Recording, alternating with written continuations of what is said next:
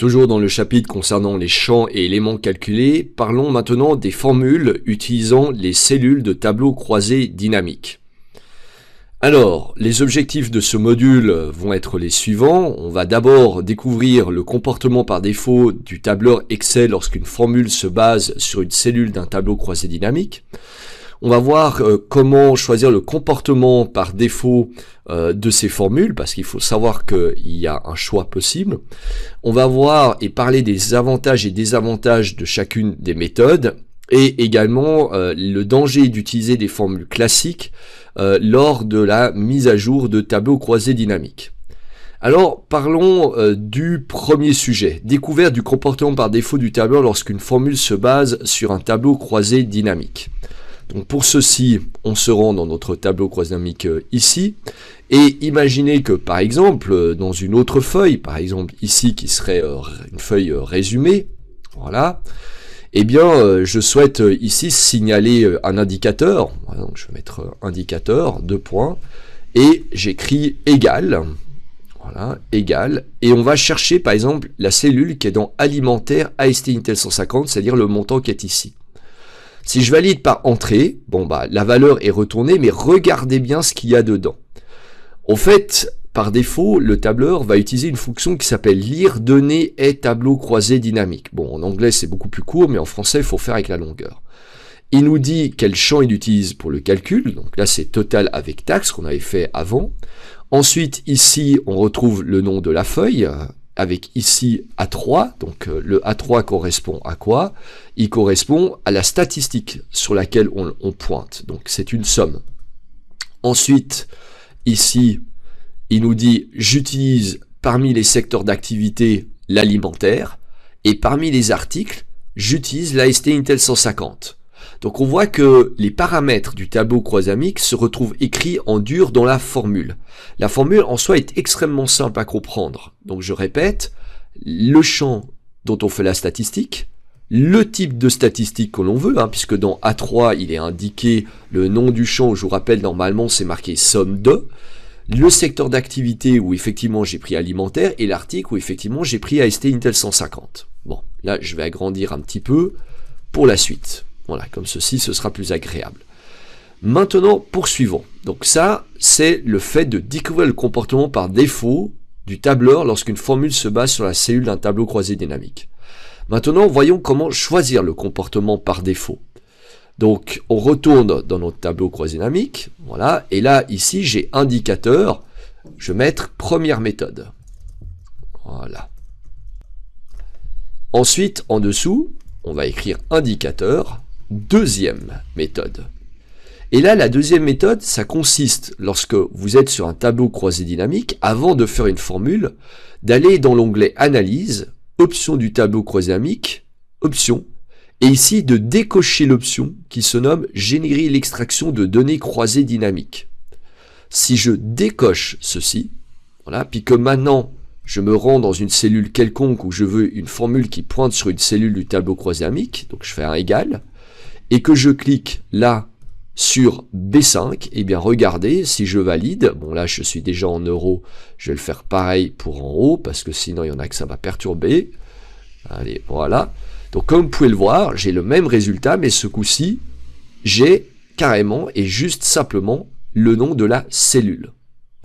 Alors vous allez me dire, bon, quels sont les avantages et les désavantages de cette méthode?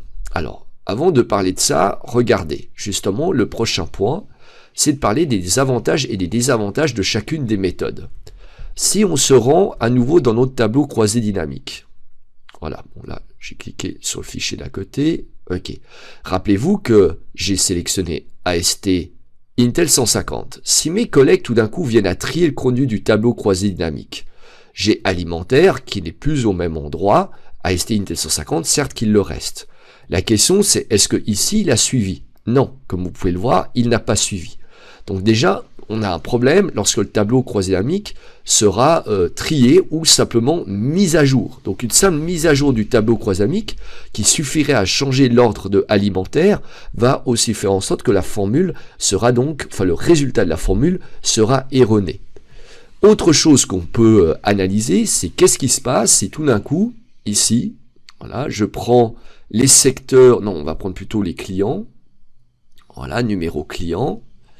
Et je mets les numéros de clients au-dessus de secteur d'activité. Voilà. Donc là, chaque client maintenant a un alimentaire AST Intel 150. Alors regardez ce qui s'est passé ici avec notre formule classique. Un collègue, on va dire, pas bien concentré, qui ferait pas attention, il va se dire, bah c'est bon. Alors qu'en réalité, il ne fait que de sortir maintenant le total des AST Intel 150 avec taxe que pour le client 100. Alors que l'autre nous dit bien, attention, il y a eu un changement, c'est pour ça qu'il fait un dièse ref, et donc il y a une erreur de référence. Donc là, à nouveau, la première méthode avec la longue formule est plus avantageuse. Bon, ceci étant dit, je vais annuler la manipulation faite.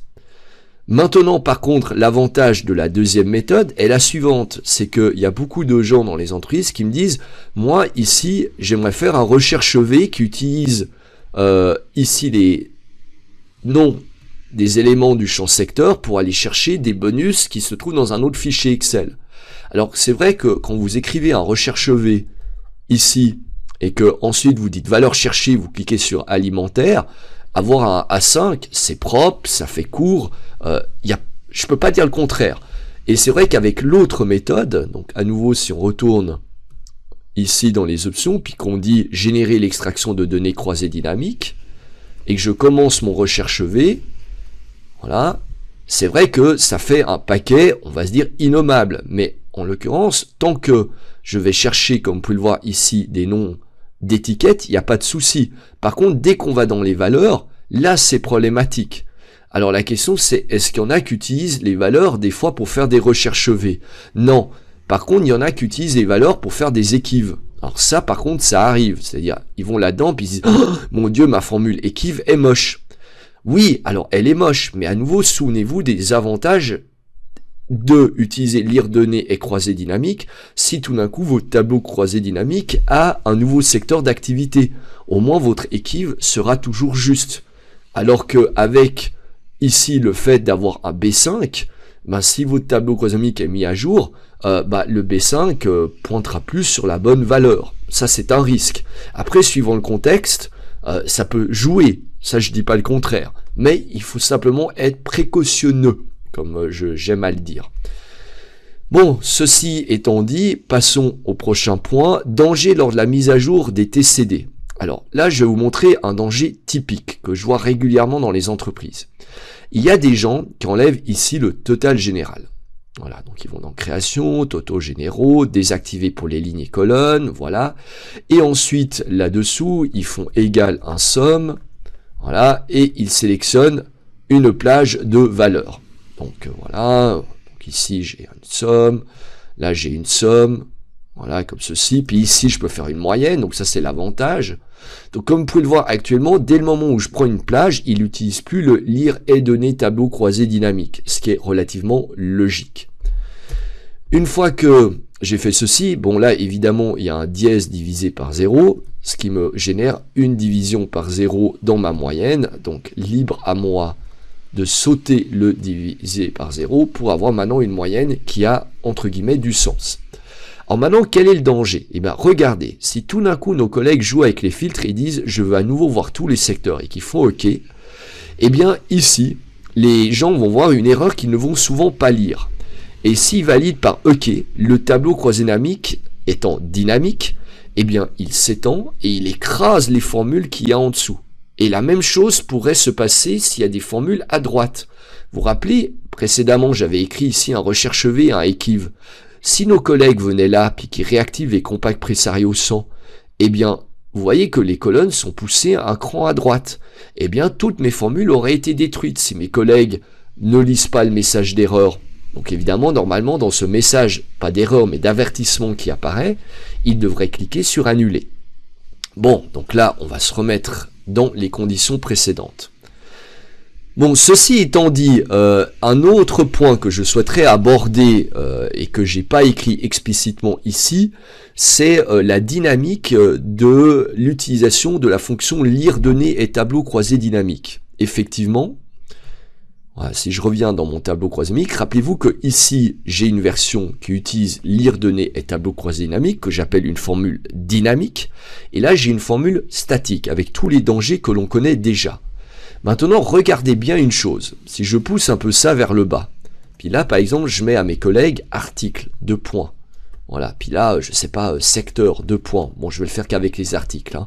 Puis que là dans article je vais dans données. Voilà, puis qu'ensuite, je vais ici dans validation de données, puis que je crée une liste déroulante. Voilà, puis je vais mettre ici AST Intel, voilà 150, AST Intel 200, IBM 500, pardon, j'ai glissé. Voilà, bon, je vais m'arrêter là parce que c'est de l'écriture, hein, mais je pourrais les pointer dans la liste qui est derrière, mais imaginez que je l'écrive.